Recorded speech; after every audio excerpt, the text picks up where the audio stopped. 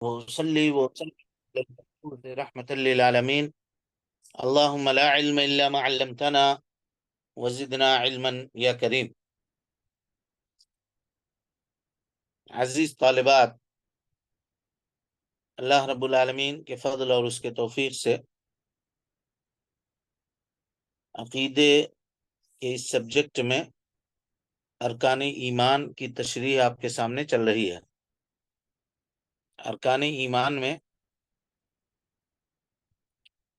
دوسرے نمبر کا رکن جو ہے وہ کیا ہے؟ ان تؤمن باللہ و ملائکتہ و کتبہ و رسلہ، یہ چوتھے نمبر کا ہے۔ ان تؤمن باللہ، کہ اللہ کے اوپر ایمان لا، و ملائکتہ، فرشتوں کے اوپر، و کتبہ، اس کے کتابوں کے اوپر، و رسلہ، اس کے رسولوں کے اوپر۔ تو چوتھے نمبر کا جو رکن ہے اس کے تعلق سے گفتگو آپ کے سامنے چل رہی ہے۔ رسول کی ذمہ داریاں کیا ہے اس کے تعلق سے بات ہو رہی تھی۔ رسول کی ذمہ داری یہ ہے کہ رسول امور شریعت کی تبلیغ کرتے ہیں، یعنی اللہ رب العالمین نے جو شریعت آپ کے اوپر نازل کی ہے، رسول کا کام یہ ہے کہ وہ امت تک ان چیزوں کو پورا پہنچا دیں۔ اسی کا اللہ نے ان کو حکم دیا ہے۔ اللہ تعالیٰ فرماتا ہے یا ایھا الرسول بلغ، اے اللہ کے نبی صلی اللہ علیہ وسلم، اے رسول بلغ، آپ پہنچا دیجئے، تبلیغ کر دیجئے۔ کس بات کی؟ ما انزل الیک من ربک، اس چیز کی جو آپ کے رب نے آپ کے اوپر نازل کی ہے۔ اس سے پتہ یہ چلا کہ رسول کے کاموں میں سے اولین کام یہ ہے کہ وہ اللہ رب العالمین کے دین کی تبلیغ کرتے ہیں۔ جو ذمہ داری آپ کو دی گئی ہے اور جو شریعت آپ کے اوپر نازل کی گئی ہے، رسول کا کام یہ ہے کہ وہ شریعت اللہ تعالیٰ کے بندوں تک پہنچاتے ہیں۔ اللہ تعالیٰ فرماتا ہے الذین یبلغون رسالات اللہ، یہ دلیل ہے جی، رسول شریعت کی تبلیغ کرتے ہیں، یہ دلیل بن سکتی ہے یہ آیت؟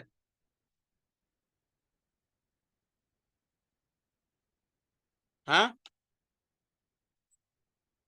یہاں رسول کا ذکر نہیں ہے، یہ آیت عام ہے، بلکہ وہ آیت جو ابھی ہم نے تلاوت کی ہے، یا ایھا الرسول بلغ ما انزل الیک من ربک، سورہ مائدہ کی آیت ہے، وہ آیت یہاں زیادہ مناسب ہے، لہذا اس آیت کو یاد کیجئے گا۔ یہاں پہ الذین یبلغون رسالات اللہ، وہ لوگ جو اللہ رب العالمین کے رسالت یعنی اللہ تعالیٰ کے پیغام کو پہنچاتے ہیں، وَيَخْشَوْنَهُ، اور اللہ سے خوف کھاتے ہیں، ڈرتے ہیں، وَلَا يَخْشَوْنَ أَحَدًا إِلَّا اللَّهِ، اور اللہ کے علاوہ کسی دوسرے سے نہیں ڈرتے، وَكَفَى بِاللَّهِ حَسِيبًا، اللہ رب العالمین کافی ہے حساب لینے کے اعتبار سے،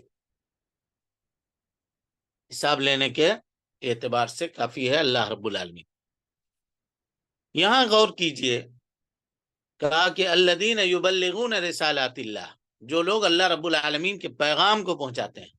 تو یہ آیت عام ہے، اس میں سارے لوگ داخل ہیں، لیکن خصوصی طور پہ رسولوں کا ذکر ہو رہا ہے، تو یہاں پہ وہ آیت زیادہ مناسب ہے جس کا ذکر ابھی ہم نے آپ کے سامنے کیا، یا ایھا الرسول بلغ ما انزل الیک من ربک، آرڈر ہے نبی کو کہ آپ تبلیغ کیجیے۔ اسی طریقے سے جو دین اللہ رب العالمین نے نازل کیا ہے، یا جو دین نازل کیا گیا ہے، اس کی وضاحت کرنا یہ رسول کا کام ہے۔ جہاں کوئی بات کسی کو نہیں سمجھ میں آ رہی ہو تو اس کی وضاحت کرنا، اور اس کی بیشتر مثالیں صحابہ کرام رضوان اللہ علیہ مجمعین کی زندگی میں آپ کو ملیں گی۔ جیسے جب آیت نازل ہوئی الذین آمنوا ولم یلبسوا ایمانہم بظلم اولئک لہم الامن وہم مہتدون، تو صحابہ کرام رضوان اللہ علیہ مجمعین پریشان ہو گئے کہ آیت نازل ہو گئی، اب ہم میں کا کون آدمی ہے جو ظلم نہیں کرتا ہے؟ چھوٹی بڑی غلطیاں سب سے ہوتے رہتی ہیں، اور اللہ تعالیٰ کہہ رہا ہے کہ کامیاب وہی لوگ ہوں گے جو غلطی نہ کرتے ہوں، جو ظلم نہ کرتے ہوں ایمان لانے کے بعد۔ اللہ کے نبی صلی اللہ علیہ وسلم کے پاس آئے لوگ، کہا کہ اللہ کے نبی دیکھیے یہ معاملہ ہے، اللہ تعالیٰ اس طرح کی آیت نازل کرتا ہے، یا اللہ نے ایسی آیتیں نازل کی ہیں، اب کیسے ہوگا؟ ہم لوگ تو مشکل میں پڑ گئے، اب ہم میں کا کوئی کامیاب نہیں ہو سکتا ہے۔ اللہ کے نبی صلی اللہ علیہ وسلم نے کہا لیس الذی کما تعنون، بات ایسی نہیں ہے جی جیسا تم سمجھ رہے ہو۔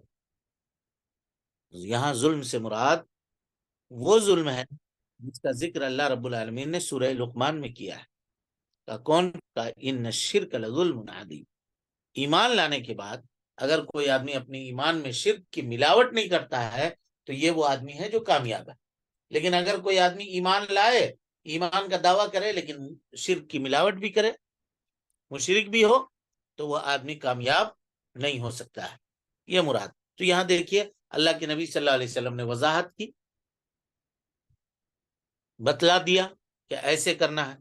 اچھا، اللہ نے کہا کہ حج ہے، وَلِلَّهِ عَلَى النَّاسِ حِجُّ الْبَيْتِ مَنِ اسْتَطَاعَ إِلَيْهِ سَبِيلًا، تو اللہ کے نبی صلی اللہ علیہ وسلم نے کر کے بتلا دیا۔ آپ حج کا ہر رکن کرتے اور کہتے تھے خُذُوا عَنِّی خُذُوا عَنِّی، لوگوں مجھ سے حج کے طریقے سیکھ لو، لَعَلِّي لَا أَحُجُّ بَعْدَ عَامِي هَذَا، ہو سکتا ہے کہ اس سال کے بعد پھر دوبارہ مجھ کو حج کرنے کا موقع نہ ملے۔ نماز پڑھ کے آپ نے بتلا دیا کہ یہ طریقہ ہے، اس طرح سے رکوع کرنا ہے، ایسا سجدہ کرنا ہے، اور آپ نے کہہ کے بتلا دیا۔ وہ آدمی جو مسجد نبی میں بیٹھے ہوئے تھے، ایک شخص آیا اور وہ آ کر کے نماز پڑھنے لگا، جلد بازی میں اس نے نماز ادا کی۔ اللہ کے نبی صلی اللہ علیہ وسلم کے پاس آ کر کے سلام کرتے ہیں تو آپ نے کہا جاؤ واپس لوٹو، پڑھ چکے ہیں اس سے پہلے مستویٰ میں حدیث تفصیل سے۔ آپ نے کہا نہیں، ایسا پڑھو نماز، رکوع کرو تو اطمینان سے کرو، رکوع سے سر اٹھاؤ تو اطمینان سے اٹھاؤ، وہ ساری چیزیں۔ تو وضاحت کرنا یہ کام ہے اللہ کے نبی کا، اور رسولوں کا یہ کام ہے۔ اللہ تعالیٰ کہتا ہے وَأَنزَلْنَا إِلَيْكَ الذِّكْرَ، اے اللہ کے نبی صلی اللہ علیہ وسلم ہم نے آپ کے اوپر ذکر نازل کیا ہے، اس سے مراد قرآن بھی اور حدیث دونوں ہے، لِتُبَيِّنَ لِلنَّاسِ مَا نُزِّلَ إِلَيْهِمْ، تاکہ آپ وضاحت کر دیں لوگوں کے سامنے اس چیز کی جو آپ کی جانب نازل کی گئی ہے، وَلَعَلَّهُمْ يَتَفَكَّرُونَ، تاکہ اس کے اوپر وہ لوگ غور و فکر کریں۔ جب وضاحت ہوگی تو لوگ سمجھیں گے، اور جب سمجھیں گے تو غور و فکر کریں گے۔ اسی طرح سے رسولوں کی ذمہ داریوں میں سے ایک ذمہ داری یہ ہے کہ امت کو برائی سے ڈرانا، ہر وہ کام جس سے اللہ ناراض ہوتا ہو، امت کو اس کام سے ڈرا دینا، اس کام سے منع کر دینا، اور خیر اور بھلائی کی طرف رہنمائی کرنا۔ جو اچھائی ہے دنیا میں اور جو اچھائی ہے آخرت میں، رسول اس کے جانب اپنی امت کی رہنمائی کر دیتے ہیں کہ یہ عمل ہے، اس کو کرو گے تو اللہ ناراض ہوگا، لہذا اس کو مت کرنا، اور یہ عمل ہے اس کو کرو گے تو اللہ خوش ہوگا، لہذا اس کو زیادہ سے زیادہ کرنے کی کوشش کرنا۔ اس کی وضاحت رسول کا بیان کر دیتے ہیں۔ اور اسی طرح سے رسولوں کی ذمہ داری یہ ہے کہ اقوال و افعال میں پاکیزہ نمونہ اور اسوہ حسنہ کے ذریعے سے لوگوں کی اصلاح کرنا، یعنی جو شریعت آپ کے جانب اتاری گئی ہے اس کو اپنی عملی زندگی میں پہلے امپلیمنٹ خود کرنا، نافذ کرنا، اور اس کے بعد لوگوں کے لیے اسوہ اور نمونہ بن جانا کہ لوگ دیکھ کر کے آپ کی اقتداء کریں، آپ کی پیروی کریں۔ لہذا ام المومنین حضرت عائشہ صدیقہ رضی اللہ عنہا سے جب پوچھا گیا کہ اللہ کے نبی صلی اللہ علیہ وسلم کی زندگی کے بارے میں بتلائیے، تو آپ نے کہا کان خلقہ القرآن، نبی صلی اللہ علیہ وسلم کی زندگی کو اگر دیکھنا چاہتے ہو، آپ کے اخلاق کو اگر جاننا چاہتے ہو، تو آپ صلی اللہ علیہ وسلم کا اخلاق قرآن مجید کی آیتوں کی تعبیر ہے، جو اللہ نے قرآن مجید کے اندر نازل کی ہے وہ تم نبی صلی اللہ علیہ وسلم کی زندگی میں لائیو دیکھ سکتے تھے۔ تو اپنے اقوال یعنی گفتگو اور اپنے افعال معنی ایکٹیویٹیز، کام، ایکٹ کے ذریعے امت کے لیے نمونہ اور اچھی مثال پیش کرنا، اور اسی طریقے سے پانچواں کام لوگوں کے درمیان اللہ تعالیٰ کی شریعت کا عملی نفاذ کرنا۔ شریعت نازل ہوئی ہے، کتاب کے اندر صرف لکھی ہوئی ہے، ایسا نہیں جیسے آج ہم لوگوں کے زمانے میں قرآن ہے، مانتے ہیں، سر پہ اٹھا کے رکھتے ہیں، لیکن اس کی آیتوں کو نہیں مانیں گے۔ جب ضرورت پڑتی ہے اس سے فیصلہ لینے کی کہا نا، قرآن سے کہاں فیصلہ، ہم فیصلہ دوسری جگہ سے لیں گے، فیصلہ دوسرے معاملات سے لیں گے، کہا ایسا نہیں، بلکہ لوگوں کے درمیان اللہ کی شریعت کو عملی طور پہ نافذ کر دینا، یہ رسول کا کام تھا، رسول کا کام اور رسولوں کی ذمہ داری یہ تھی۔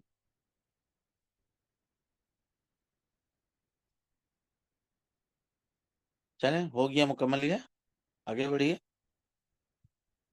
اب یہاں ایک بات، یہ بہت اہم معاملہ ہے، اس کو سمجھیے جی۔ کہتے ہیں تمام انبیاء علیہم الصلاۃ والسلام کا دین کیا ہے؟ اسلام ہے۔ تمام انبیاء کا دین کیا ہے؟ بولیے کیا دین ہے جی؟ اسلام، دین اسلام۔ اسلام۔ اب آپ سے ایک سوال ہم کرتے ہیں، حضرت موسیٰ علیہ الصلاۃ والسلام کے ماننے والے کیا ہوئے؟ یہودی۔ کیوں؟ جو جو مومن ہوں گے اگر جو شریعت پہ فالو کرے اور پھر آنے والے رسولوں کی تصدیق کرے، اور جس نے نہیں کی پھر وہ یہودی کہلائے نا استاد۔ یہ کہاں بات ہوئی؟ حضرت موسیٰ علیہ الصلاۃ والسلام کے جو فالوورز ہوئے ان کو کیا کہا جاتا ہے؟ مومن کہیں گے، مسلمان کہیں گے۔ کہاں لکھا ہوا ہے؟ ہم نے پڑھا ہے استاد، ایسے یاد ہے کہ کیونکہ وہ شریعت پہ فالو کر رہے تھے، اللہ کے فرما برداری کر رہے تھے، تو مسلمان جو ہے نا، مسلمان کہتے ہیں فرما بردار کو، تو اللہ رسول کی اتباع کر رہے تھے وہ۔ ہم سوال کو کسی اور وادی میں کرتے ہیں، آپ لوگ جواب کہیں اور دیتے ہیں۔ بنی اسرائیل۔ بنی اسرائیل۔ بنی اسرائیل ہے یا یہودی ہیں حضرت موسیٰ کے فالوورز؟ حضرت عیسیٰ کے فالوورز؟ نصارہ۔ نصارہ۔ بنی اسرائیل۔ یہ کہہ کر کے آپ کو ایک بہت اہم مسئلے کی طرف لے کر جانا چاہ رہے ہیں۔ یہ مسئلہ نا مستوی اول میں 2-3 دن پہلے اس پہ ڈسکس کی گئی تھی، اسی بات پہ۔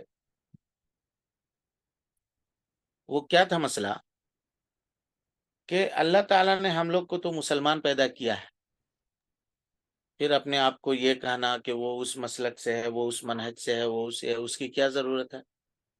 آپ امت کو بانٹ رہے ہیں، تقسیم کر رہے ہیں، الگ الگ کر رہے ہیں۔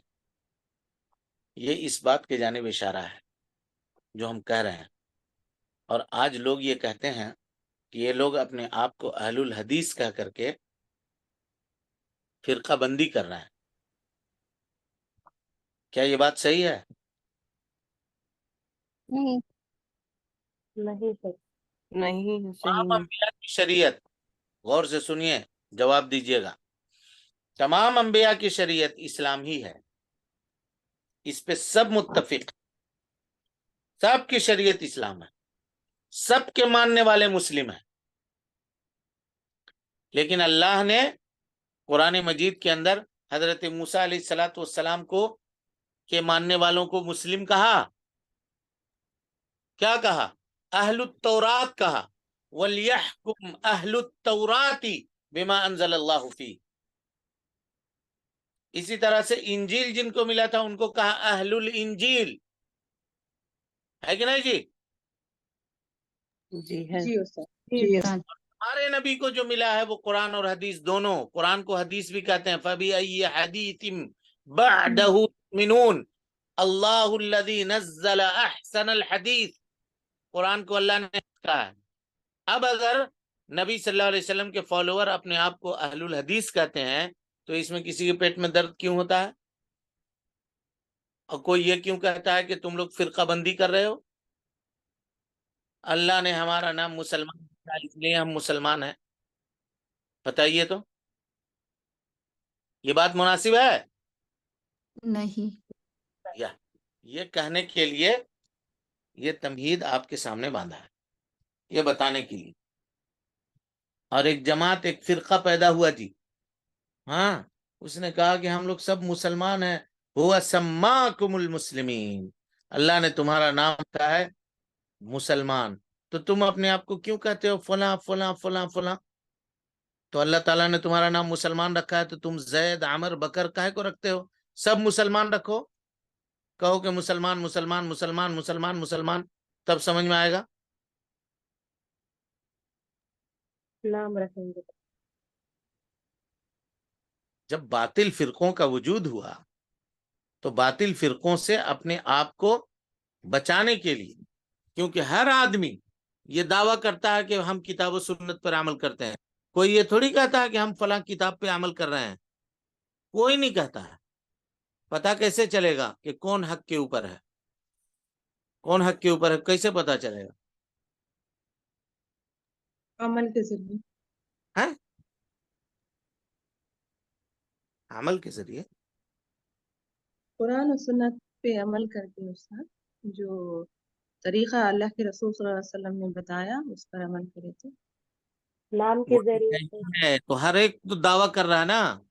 کوئی بھی مسلمان آدمی جو محرم میں ڈھول بجاتا ہو، اس کو بلا کر کے آپ پوچھئے کہ تم کاہے ڈھول بجا رہے ہو؟ کہا ہم دین پہ عمل کر رہے ہیں. تھوڑی کہے گا کہ ہم توریت پہ عمل کر کے ڈھول بجا رہے ہیں، کہے گا؟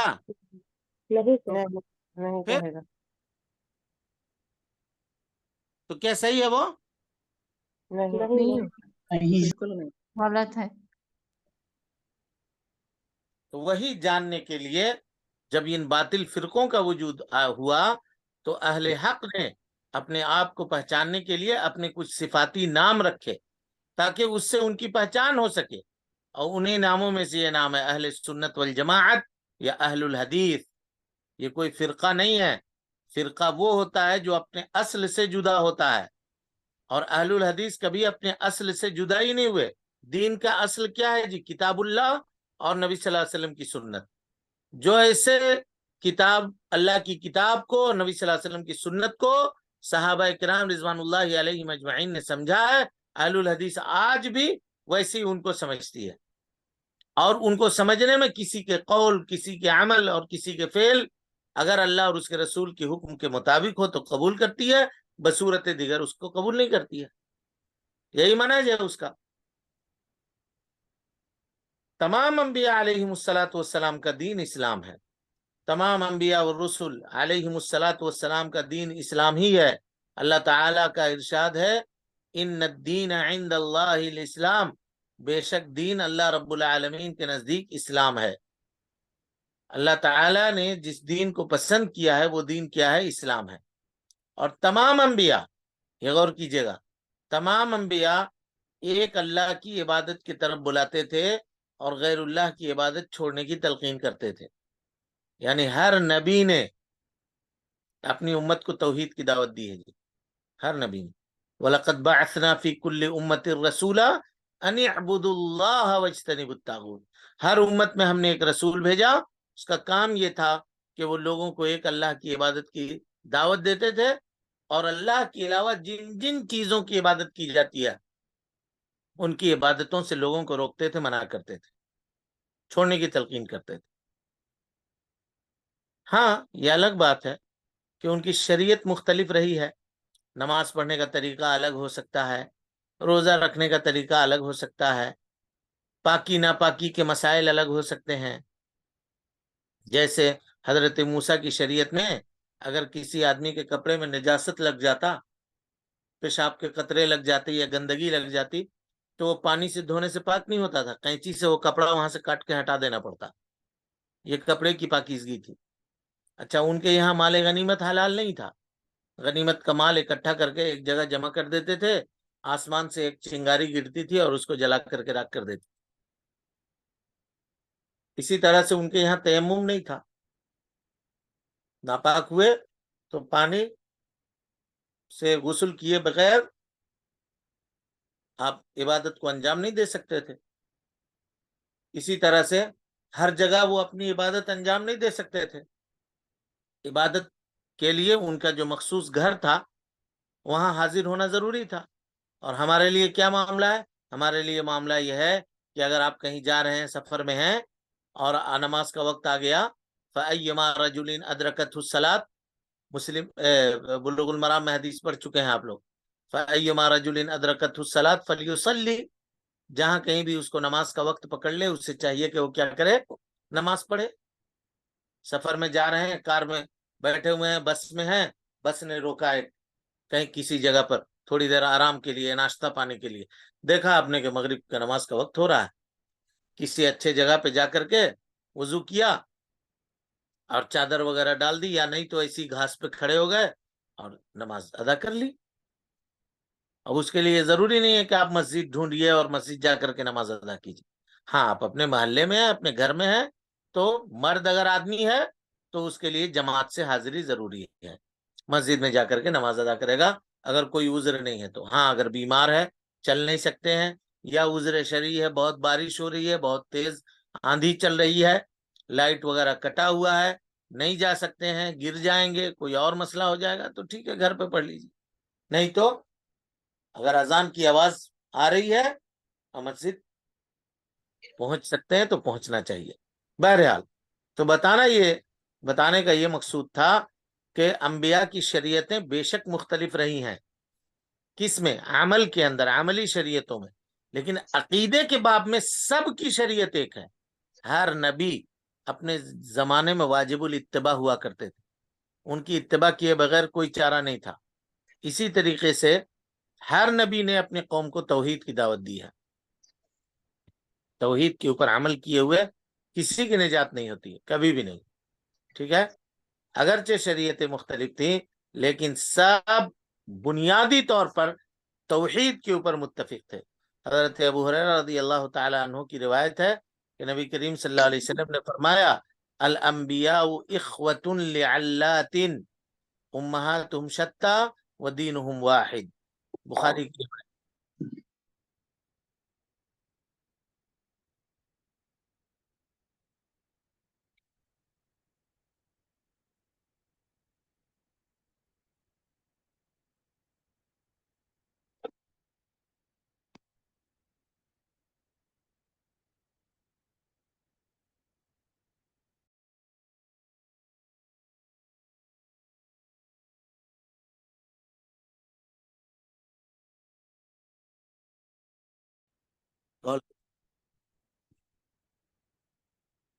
تو یہ پتہ چلا کہ انبیاء جو ہے نا، اخوۃ لعلات، علات کہتے ہیں جی سوکن کو. کس کو کہتے ہیں؟ سوکن کو. تو انبیاء جو ہیں آپس میں سوکنوں کے بیٹوں کی طرح سے ہیں. سوکن کا بیٹا کیا ہوتا ہے؟ سب کا باپ ایک ہوتا ہے، ماں مختلف ہوتی ہے. مائیں جو ہے وہ مختلف ہوتی ہیں. تو کہا امہاتہم شتیٰ، ان کی مائیں مختلف ہیں، ودینہم واحد، اور ان کا دین ایک ہے. جس طرح سے سوکنوں کے بیٹوں کے مائیں مختلف ہوتی ہیں اور باپ ایک ہوتا ہے، کہ اسی طرح سے انبیاء آپس میں سوکنوں کے بیٹوں کی طرح سے ہیں، ہے نا، اللاتی بھائیوں کی طرح سے ہیں، اللاتی بھائیوں کی طرح سے ہیں، کہ ان کا باپ تو ایک ہے لیکن ماں مختلف ہے. ماں مختلف ہے. ماں کہہ کے یہ مراد لیا گیا کہ اس کے جو احکامات ہیں وہ مختلف ہیں، لیکن اساس اور بنیاد وہ کیا ہے؟ توحید ہے.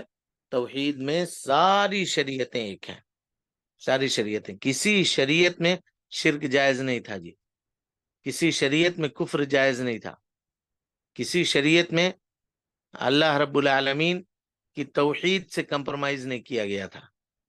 ہر شریعت کے اندر توحید باری تعالیٰ کی دعوت تھی اور شرک سے اجتناب کی دعوت تھی. چلیں اس کے بعد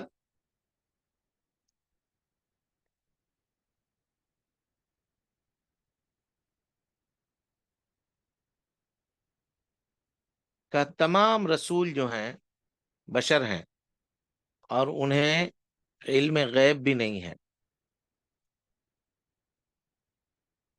یہ ایک بہت بڑا مسئلہ ہے جی موجودہ زمانے میں. اللہ محفوظ رکھے. ہم لوگوں نے دیکھا ہے مدینے وغیرہ میں، اللہ اکبر، کتنی مخالفتیں ہوتی ہیں. لوگ جا کر کے وہاں پہ خاص کر کے خواتین جب ریاض الجنہ وغیرہ میں نماز پڑھنے کے لیے جاتی ہیں، وہاں سے وہ جالیوں میں پھینک دیتی ہیں. کچھ کاغذ وغیرہ لکھے رہتے ہیں، بچی کا رشتہ نہیں ہو رہا ہے، رشتہ کروا دیجئے، ایگزام نہیں نکل رہا ہے، ایگزام نکلوا دیجئے.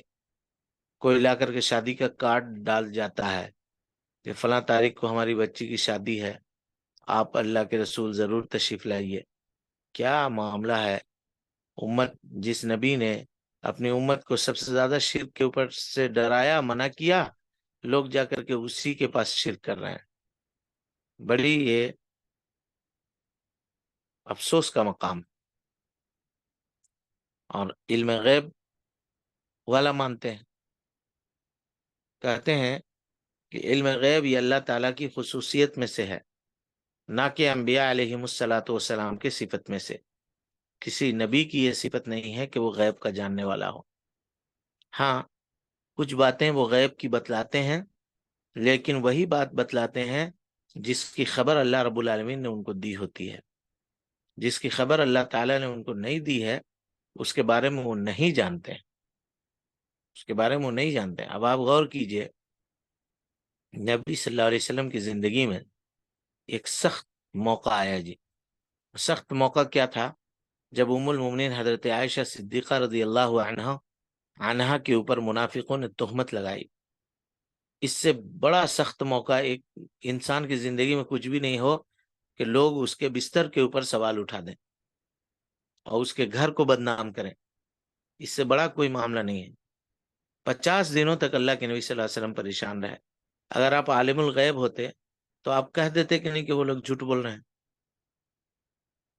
آپ نے مشورہ کیا، حضرت علی کو بلایا، اپنے گھر والوں کو بلایا، ام المومنین کی جو باندی تھی بریرہ، ان کو بلا کر کے پوچھا کہ کبھی تم دیکھی ہو کیا کچھ ایکٹیویٹیز، کچھ ایسا؟ کیونکہ گناہ کرنے والا اچانک گناہ نہیں کرتا ہے، ہو سکتا ہے کہ کچھ چیزیں پہلے سے رہتی ہوں. تو بلا کر کے ان کو پوچھا. جب آپ عالم الغیب تھے تو ایسا کیا ہوا؟ فوراً آپ کو پتا چل جانا چاہیے تھا. اسی طریقے سے اگر آپ عالم الغیب تھے تو احد کے میدان میں آپ کے دندان مبارک شہید ہوئے. آپ کے پیارے چچا جن سے آپ محبت کیا کرتے تھے وہ شہید ہوئے. آپ اگر غیب جانتے تو ان کو منع کر دیتے، روک دیتے. حالانکہ اللہ نے اشارہ بھی دیا تھا. اشارہ کیا دیا تھا؟ نبی صلی اللہ علیہ وسلم نے احد نکلنے سے ایک دن پہلے خواب دیکھا. وہ خواب کیا تھا؟ کہا کہ ایک مضبوط قلعہ ہے اور ایک گائے ہے جس کو ذبح کیا گیا ہے. فجر کی نماز کے بعد اپنا خواب بیان کیا جیسا کہ آپ روز بیان کرتے تھے، اور اگر کوئی دوسرا خواب دیکھتا تھا تو وہ آپ کو بیان کر کے اس کی تعبیر لیتا تھا. تو صحابہ نے پوچھا اللہ کے نبی کیا تعبیر ہے اس کی خواب کی؟ تو آپ نے کہا کہ وہ مضبوط قلعہ جو ہے وہ مدینہ ہے. اور کہا دوسرا جو گائے ہم نے دیکھا ہے کہ جس کو ذبح کیا گیا ہے، اس سے یہ پتا چلتا ہے کہ میرا بہت کوئی قریبی رشتہ دار شہید ہوگا اس جنگ میں. یہ اشارہ آپ کو مل چکا تھا، باوجود اس کے آپ کو پتا نہیں تھا کہ کون قریبی رشتہ دار شہید ہوگا، ورنہ آپ اپنے چچا کو منع کر دیتے کہ آپ کی شہادت ہو جائے گی، آپ نہ جائیے. کرتے کہ نہیں کرتے جی؟ جی کرتے تھے. خود نہیں جاتے. آپ کے دندان مبارک شہید ہو گئے، خود کی کڑیاں پیشانی مبارک کے اوپر دھنس گئیں. اتنا تکلیف آپ نے اٹھایا. جس صحابی نے اس کو اپنے دانت سے کھینچ کر کے نکالنا چاہا، ان کے سامنے کے 2 دانت ٹوٹ گئے. یعنی وہ کتنا اندر تک دھنسا ہوگا اس کا آپ اندازہ لگائیے. جب جو دانت سے کھینچ رہے تھے ان کے دانت ٹوٹ گئے، جن کو لگی ہوگی ان کو کتنی تکلیف ہو رہی ہوگی. باوجود آپ گئے. لہذا یہ گمراہی ہے کہ یہ کہنا کہ اللہ کے نبی صلی اللہ علیہ وسلم عالم الغیب تھے. علم غیب یہ اللہ تعالیٰ کی خصوصیت ہے، کسی بھی نبی کی یہ صفت نہیں ہے. اس لیے کہ نبی جو ہیں وہ دوسرے انسانوں کی طرح انسان تھے. وہ کھاتے پیتے تھے، شادی بھی کرتے تھے، سوتے بھی تھے، بیمار بھی ہوتے تھے، تھکاوٹ بھی محسوس کرتے تھے. اور یہ ساری صفتیں جس کے اندر موجود ہوں وہ مخلوق ہے. خالق کا معاملہ یہ ہے کہ اس کو نہ کھانے پینے کی ضرورت ہے، نہ سونے کی ضرورت ہے، نہ وہ کبھی بیمار ہوتا ہے. اللہ تعالیٰ فرماتا ہے وما ارسلنا قبلک من المرسلین الا انہم لیأکلون الطعام ویمشون فی الاسواق. اللہ کے نبی صلی اللہ علیہ وسلم ہم نے آپ سے پہلے جتنے بھی رسولوں کو بھیجا ہے مگر وہ یہ کہ وہ لوگ کھانا کھاتے تھے اور بازاروں میں ٹہلتے پھرتے تھے. ویمشون فی الاسواق، بازاروں میں ٹہلتے پھرتے تھے. کفار و مشرکین یہ کہہ کر کے نبی کے اوپر ایمان نہیں لاتے تھے ما لہذا الرسول، کہ کیسا رسول ہے یاکل الطعام، کھاتا پیتا ہے، ویمشی فی الاسواق، بازار میں جاتا ہے اپنی ضرورتوں کے لیے گھومتا پھرتا ہے. وہ یہ سوچ کے ایمان نہیں لاتے تھے. اور آج کے مشرک جو ہیں وہی کہتے ہیں کہ نبی عالم الغیب تھے، والعیاذ باللہ. فرشتے کہتے تھے کہ انسان کو کہے رسول بنا کے بھیج دیا. مشرکین مکہ کہتے تھے کہ انسان کو کیوں رسول بنا کے بھیج دیا، فرشتے کو بھیجنا چاہیے تھا. اللہ نے کہا کہ قُل لَوْ كَانَ فِي الْأَرْضِ مَلَائِكَةٌ يَمْشُونَ مُطْمَئِنِّينَ، اے اللہ کے نبی صلی اللہ علیہ وسلم کہیے اگر زمین کے اوپر فرشتے بستے تو لَنَزَّلْنَا عَلَيْهِم مِّنَ السَّمَاءِ مَلَكًا رَسُولًا، ہم فرشتے کو رسول بنا کر کے بھیجتے. لیکن چونکہ زمین پہ انسان بستے ہیں، انسان کی ضرورت اور حاجت کو سمجھنے کے لیے ہم نے انسان کو رسول بنا کر کے بھیجا ہے، وہ عالم الغیب نہیں ہے. وَلَقَدْ أَرْسَلْنَا رُسُلًا مِّن قَبْلِكَ، اللہ کے نبی صلی اللہ علیہ وسلم ہم نے آپ سے پہلے بہت سارے رسول بھیجے. وَجَعَلْنَا لَهُمْ أَزْوَاجًا وَذُرِّيَّةً، سب کی بیویاں تھیں، سب کے بچے بھی تھے، یعنی شادی بیاہ بھی کرتے تھے، شادی بیاہ بھی کرتے تھے. اسی طرح سے اللہ تعالیٰ کہتا ہے عالم الغیب، اللہ رب العالمین غیب کا جاننے والا ہے. فلا یظہر علی غیبہ احدا، وہ اپنے غیب کے اوپر کسی کو مطلع نہیں کرتا. الا من ارتضی من رسول، مگر رسولوں میں سے جس کو چاہتا ہے. فإنہ یسلک من بین یدیہ ومن خلفہ رصدا، تو اللہ رب العالمین اس کو اس کی جانکاری دیتا ہے، اور جتنا دیتا ہے اتنا ہی وہ لوگ جانتے ہیں، اس سے زیادہ نہیں جانتے. بلکہ اللہ تعالیٰ نے قرآن مجید میں یہ اعلان کروایا نبی صلی اللہ علیہ وسلم کی زبانی. کیا اعلان کروایا؟ قُلْ لَا أَمْلِكُ لِنَفْسِي نَفْعًا وَلَا ضَرًّا إِلَّا مَا شَاءَ اللَّهُ. اے اللہ کے نبی صلی اللہ علیہ وسلم کہیے کہ میں اپنے لیے کوئی نفع اور کوئی نقصان کا مالک نہیں ہوں، الا ما شاء اللہ، مگر جو اللہ رب العالمین چاہے. وَلَوْ كُنْتُ عَالِمُ الْغَيْبِ، اگر میں غیب کا جاننے والا ہوتا، لَاسْتَكْثَرْتُ مِنَ الْخَيْرِ، تو خیر کی بہت ساری چیزیں اپنے لیے اکٹھا کر لیتا. وَمَا مَسَّنِيَ السُّوءُ، اور مجھ کو کبھی کوئی تکلیف نہیں پہنچتی اگر میں غیب کا جاننے والا ہوتا تو. یہ واضح آیت ہے، اس سے زیادہ واضح آیت ہو نہیں سکتی اور کوئی. لیکن باوجود اس کے لوگوں کے عقلوں کے اوپر پردہ پڑا ہوا ہے، وہ سمجھنا نہیں چاہتے ہیں، یا وہ معصوم ہے، ان کے مولویوں نے، ان کے بڑے عالموں نے ان کو اسی طرح سمجھایا، اور جس طرح سے سمجھایا ہے وہ بیچارے علم نہ ہونے کی وجہ سے اسی راستے کے اوپر چل پڑے ہیں. اللہ تعالی ہم سب کو حسن عمل کی توفیق دے، اور ہم سب کو صحیح کتاب و سنت سمجھنے اور اس کے مطابق عمل کرنے کی توفیق نصیب فرمائے. آمین. آمین. رب العالمین.